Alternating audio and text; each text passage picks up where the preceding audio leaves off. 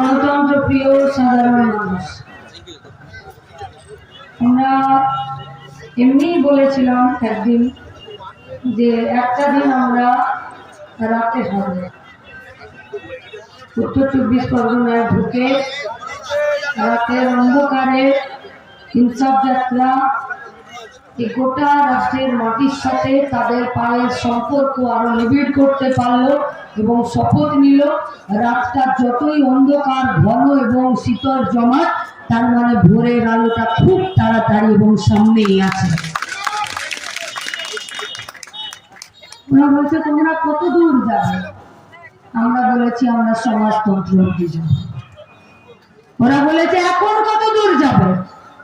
আমরা বলেছি যতদিন না চোর চিটিংবাজ আর দাঙ্গাবাজগুলোকে রাজ্যের মাটি ছাড়া করতে পারছি ততদিন আমরা যাব। ওরা বলছে কেন ইনসাফ? আমরা বললাম কাছড়াপাড়ার ওয়ার্কশপটা বন্ধ করে এখানে বাহুবলী রাজ চালাতে দেব না, তার জন্য ইনসাফ। ওরা বলছে ইনসাফ কার কাছ থেকে চাইছো? আমরা বললাম মমতা ব্যানার্জির কাছ থেকে অন্তত পক্ষে চাইনি, কারণ যে অন্যের কাছ থেকে 500 কোটি টাকা দিয়ে বুদ্ধি ধার করে তার নেতারা তার মন্ত্রীরা চাল চুরি করে জেলেই থাকে, তারা নেশার বিজ্ঞানীও হতে পারে না আর ইনসাফে দিতে পারবে না। আর ইনসাফ আমরা কার কাছে চাইছি? আপনাদের কাছে চাইছি। মানুষ তৈরি করেছে সিস্টেম, মানুষই পাল্টে ফেলবে সিস্টেম।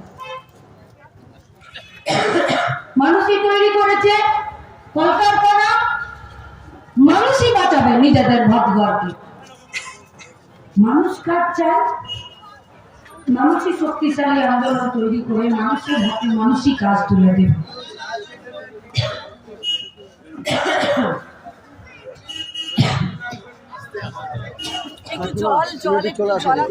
সামনে চলে আসে।